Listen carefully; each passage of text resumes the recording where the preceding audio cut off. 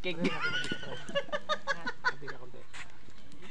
Natin matikapas. Ibang maganda yung madulas-dulas eh. Ano, alagyan na. Halo. Pwede mo ng pante. Wala pa naman. Oh, yung isang tok sa pumunta ka na. Lagkit na. Mamaya. Request ka na request. Tapos sabi mo, kaunti. Tapos. Oh. Yan naman oh. Ay, sus parang. Tatlo tayo ha. Dito ka sa kabilang. Para maning alon ha.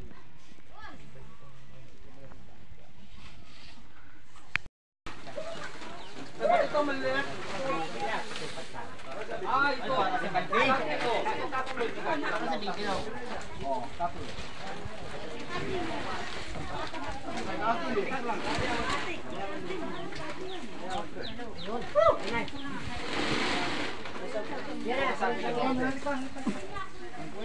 Madami pa rin, tatlo. Ay, lagi, ano? Ay, ito. Tatlo na ibigay. Marami anang na. Oh. Ito, sir. Oh, mamaya. Tahan lang. 3S. Oh, ito. Isang kilo. Isang kilo. Oh, Isang ito. bata. Hindi. Ito isa tatlo. Tatlong ganito. Isang tao. Oh, isang tao tatlo. Sako daw. Pengi. Sako. Yun po mga kabukid. Yun po ang aming palang lalakaran dito sa Sitio Liwaliw. Sapa. Ilog ba to? Sapa. Gapares na rin nun. Mga bato nga palang mga malalaki yung ating dinadaanan. Kahit saan naman pwede po tayo kabukid, kahit saan yan pwede. Yung mga kasama natin yan. Napakalayo rin po pala ng lugar na ito sa Sitio Liwaliw yata po. Basta po Liwaliw. Yun po yun. Yan, pastor. Parang kinakagat na ng alimatik. Alimatik o langgam.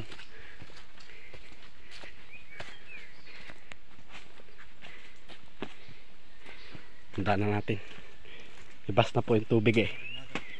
Ngayon po dito ay tag-init. Kumbaga bibera rin umulan. Pagkaraingin na kasi ngayon ang aming daanan. Talagang hindi basta-basta pag hindi talaga sanay.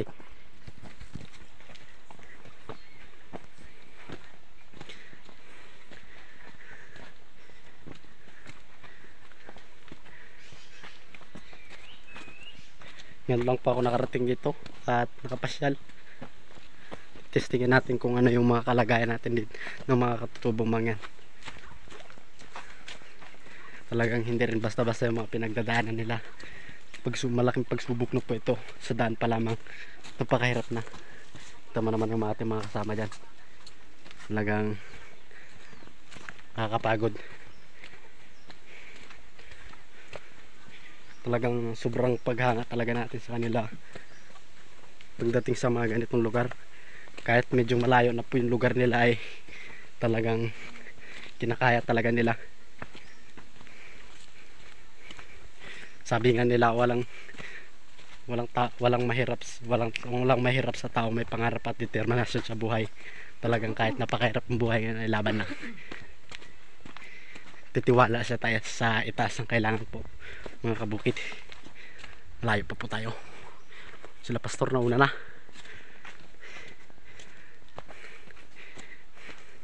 Nagpakalinaw po ng tubig dito. Yan po yung bukal. Bukal po yan.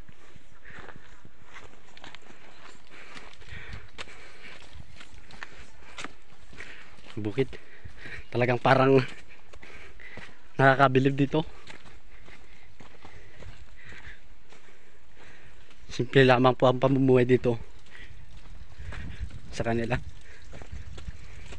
Mas masarap kasi manirahan sa mga ganitong lugar. Talagang ramdam mo yung saya kahit na napakahirap.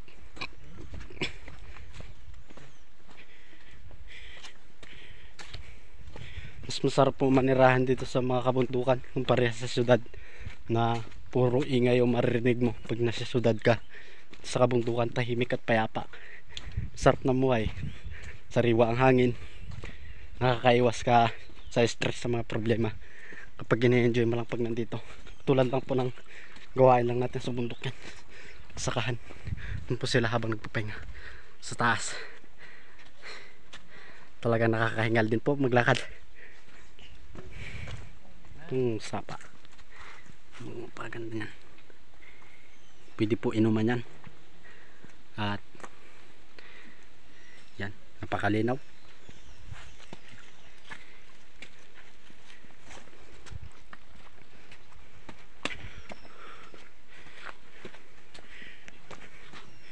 Talagang parang dulo na po yata ito. Hindi ko alam po kung dulo na ba or ito na talaga. Talagang malayo na rin po sa lugar nila. Pero basta-basta yung kumakaway po yung ating kasama. Ito pahingahan siguro po nila na pag may mga dala or kalakal. Tarik. Napakatarik po talaga sa taas. Talagang hindi rin basta-basta yung mga pinagdadaanan dyan na nagalakad.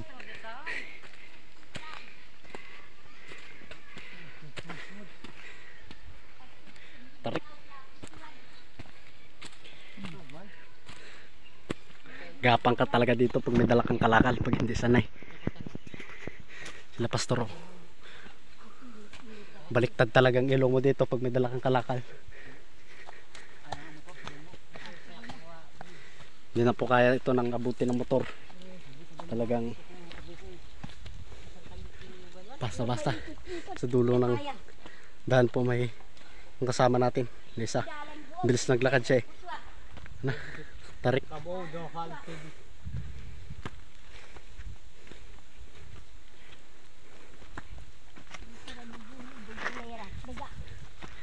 Tarik po ng daan mga kabukid.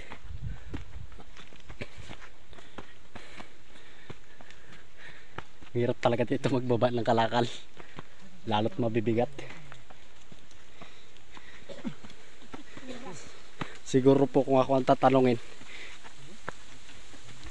kahit sanay po tayo sa bukid, baliktad talagang ilong natin pag dagdala tayo ng kalakal dyan. Talagang hindi talaga kakayanin.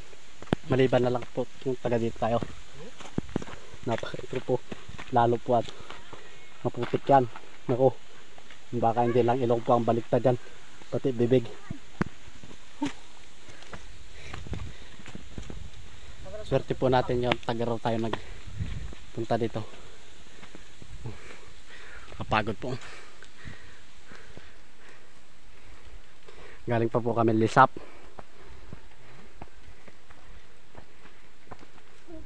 Pumunta po dito.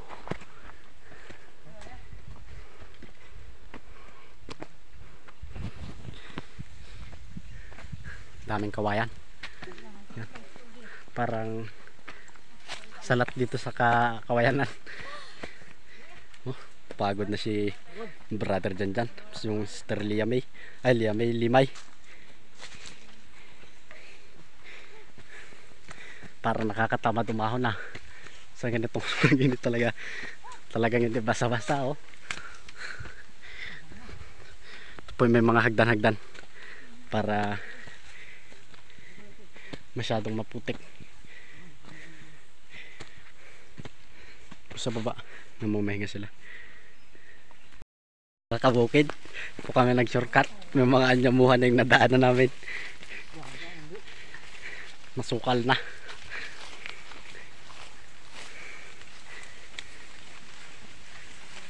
Malayo na po kami. Hindi na ako nakapag-video gawa ng mahirap ng daan. Pababa po kami. Layo rin po pala ang church nila. Yan po mga kabukid. Talaga basta-basta yung mga daanan talaga dito. Talagang napakahirap mga kabukid oh.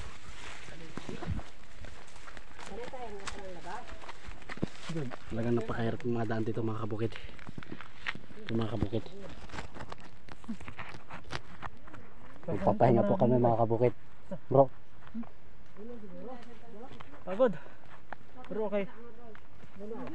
talagang hindi rin po basta-basta hindi dito. Magpapahinga po sila. Siya ko siya. Ano ba siya gagamasin? Namay. Kalayo na, tarik na.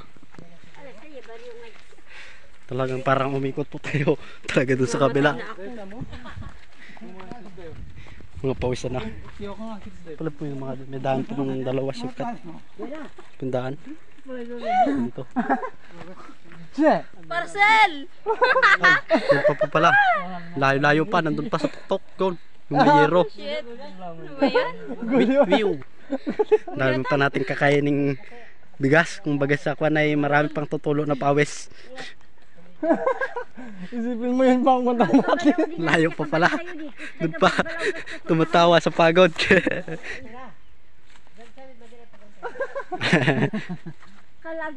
Naligaw na si Castro. Isipin mo yun pang pupunta natin.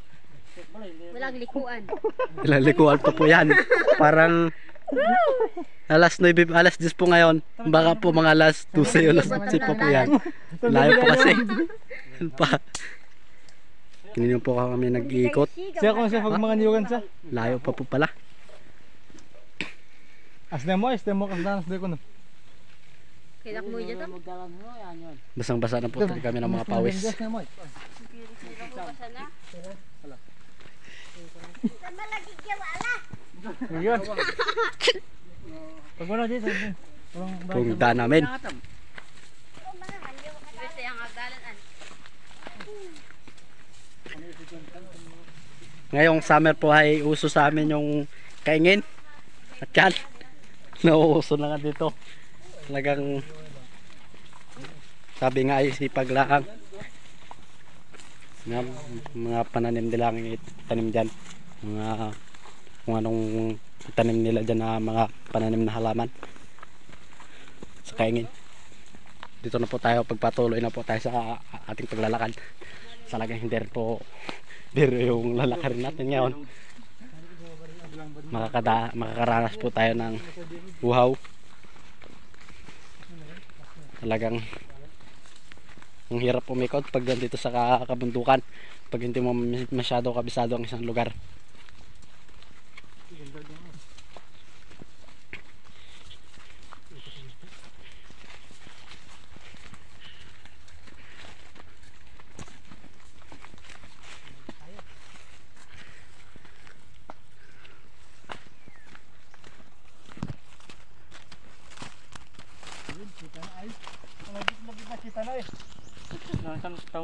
Dito po si Kabukid, nagpapatuloy sa pag-vlog.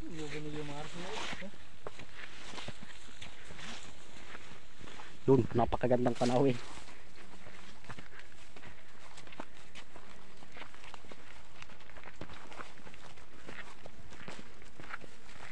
Ang ganda pong panahon.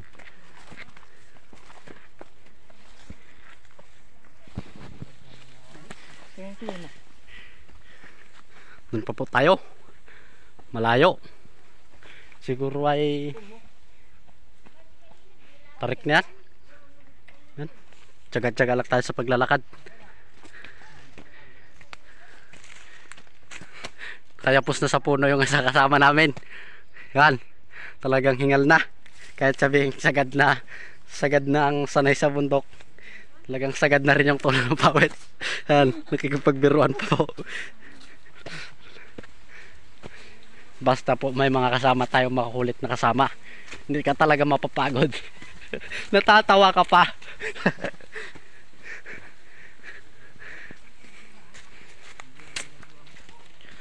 Mamaya ulit tayo mga kabukin magbablog. Po tayo sa pababa.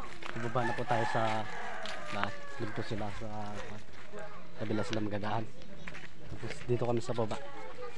Mga kasama namin. Bye-bye. Yan po sa may pababa na po kami ng Bye. daan.